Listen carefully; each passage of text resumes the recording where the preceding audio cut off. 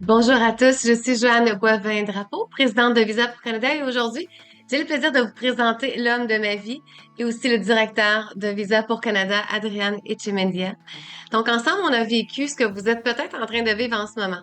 Le coup de foudre, la distance, les démarches d'immigration, l'attente, le stress et enfin l'arrivée au Canada. C'est pour ça qu'on a décidé de vous offrir une série de vidéos très spéciales, pas juste pour vous informer, mais pour que vous puissiez vraiment apprendre à nous connaître. Donc, parce que derrière chaque dossier qu'on accompagne, il y a une histoire et la nôtre, c'est une preuve que c'est possible. Dans les prochaines capsules, on va vous parler de notre parcours, de notre couple, des obstacles qu'on a traversés et tout ce qu'on aurait aimé savoir quand on a commencé. Si on est arrivé, vous pouvez vous aussi. Donc, abonnez-vous, suivez la série et laissez-nous vous guider avec, avec cœur, transparence et expérience. Donc, bonjour. Hein? Ouais, bonjour à tous. On s'essaye. C'est pas les, on n'est pas des TikTokers, hein. C'est la première fois qu'on fait ça. On veut juste partager avec tout notre cœur et l'expérience qu'on a eue dans cette aventure que c'est l'immigration. OK? Donc, Donc, j'avais quelques questions pour toi. ouf. Donc, c'était comment pour toi de vivre une relation à distance en te demandant si l'immigration allait être possible un jour? Honnêtement, quand j'ai commencé la relation avec Joanne, j'avais pas conscience, honnêtement, de comment c'était une relation à distance. C'était plus, je suis en amour, je tombais en amour, on a tombé en amour. C'était plus, on va vivre les jours à jour et on va continuer avec ça, voir où est-ce que ça nous amène, cet chemin-là de cette relation, mais c'était pas que je m'attendais à une relation à distance. C'était que plus, c'était la découverte. C'était plus ça. Qu'est-ce qui t'a donné le courage de dire, oui, je veux essayer d'émigrer au Canada avec elle? Je pensais pas à l'émigrer au Canada, je pensais plus vivre ensemble. Que ça soit à Cuba, ça soit au Canada. Malheureusement, à Cuba, la situation économique que tout le monde connaît, ça te permettait pas de vivre là-bas avec nos enfants. Donc, on a décidé ensemble de déménager au Canada. Et on est là. Et j'avais aussi, à ce moment-là, des petits jumeaux de 7 ans, garde partagée, donc Ouais. c'était quelque chose qu'on peut pas envisager non plus que j'aille vivre ailleurs. Donc, comment tu t'es sentie la première fois qu'on a commencé à parler de dossiers, de parrainage, de formulaires? C'était peurant. C'était peurant parce que toutes les gens que je connaissais qui parlaient des migrations, de toute la bureaucratie, les papiers, comme c'était compliqué, c'était difficile, les entrevues, l'immigration, tout qui demandait les preuves. Donc, on a, Ça fait peur, là, quand ça on fait regarde peur, la petite, la grande oui, c'est image, la là. petite doute Ouais. qu'il y a là-dedans de l'inconnu, mais on l'a fait. Si on l'a fait, vous pouvez le faire aussi, ça c'est sûr. C'est sûr que le dépôt de dossier, les papiers, les traductions, les délais, est-ce que tu te souviens ce qui t'a le plus stressé? L'attente.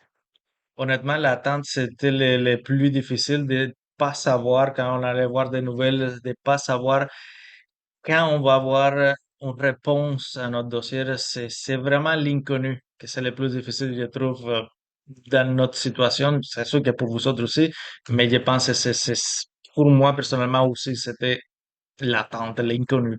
Il y a eu des moments interminables. Est-ce que tu te souviens d'un moment où ce que tu as failli perdre patience ou espoir? Ok, oui, ok, oui. À des moments, par exemple, des journées que je suis marié avec toi, je vais être avec ma femme. Pourquoi je peux pas être avec elle? Pourquoi je dois attendre pour être réuni avec toi? C'est carrément l'attente qui était mortelle dans toute l'histoire. Et on s'entend qu'il y a 16 ans, quand on a fait les papiers d'immigration, les délais n'étaient pas ce qu'ils étaient aujourd'hui. On trouvait ça atroce. Donc, on souffre avec les gens qui ont des- Mm. un an, 2 ans, 3 ans d'attente maintenant. Ça doit être tellement Mais on a éprouvant. passé par là, on comprend de tout que vous vivez, donc c'est pour ça qu'on veut partager ça pour être plus proche de vous et que vous compreniez qu'est-ce que vous vivez, c'est normal. On a tous passé par là.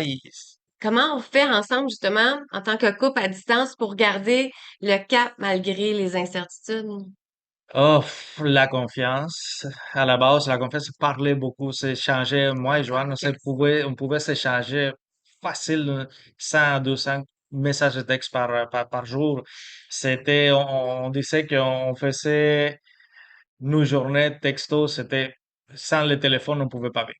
C'était invivable. C'était impossible de vivre sans nos messages de texte à chaque 5 minutes. Dieu merci. Aujourd'hui, pour les couples qui sont en attente, il y a les systèmes de caméra, le WhatsApp, chose qu'on n'avait pas, nous, hein. C'est sûr Non, que c'est... dans ce temps-là, c'était vraiment message de texte à la vieille école On payait, et on payait c'était une trois. dollar. Ouais, ça a été, c'était 3 $ la minute pour se parler.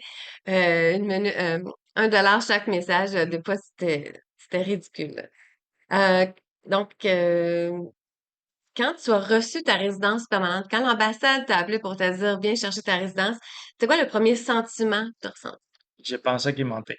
Je pensais que c'était un joke de un de mes des amis de travail ou whatever. Je pensais vraiment que c'était un joke. Je pensais pas. C'est même la personne qui m'appelait de l'ambassade qui m'a dit, hey, c'est sérieux, c'est vraiment nous, l'ambassade, on veut besoin que tu viennes chercher ton visa dans quelques jours. Donc, écoute, c'était un choc. J'étais un 9 heures du matin. Et je savais pas quoi dire, quoi réagir. Donc, tout de suite, j'ai appelé ma femme, j'ai texté, écoute, l'ambassade m'appelait. J'ai tout de suite appelé Joanne pour le partager ce moment-là, parce que vraiment, c'est le bonheur total qu'on vivait. C'est ça qu'on attendait. Ah oui, c'est ça le but de toute l'aventure, c'était d'être finalement là, dans ce moment-là, carrément. Je pense qu'à ce moment-là, j'ai fait mon dossier seule. J'ai une amie qui m'a accompagnée, mais le dossier était pas bien fait. Je ne connaissais pas ça et j'ai perdu du temps. Le dossier est revenu, que je corrige, que je renvoie, mais les délais à ce moment-là étaient maximum 6 mois. Donc, même si ça a été plus long, je dois dire qu'on est extrêmement privilégiés. Oui. Donc, c'était l'attente, mais euh, c'était le premier vidéo. On va dans une autre vidéo poursuivre avec l'arrivée au Canada. Donc, On va continuer comme ça, donc, à on se très voit la vite. prochaine. Merci.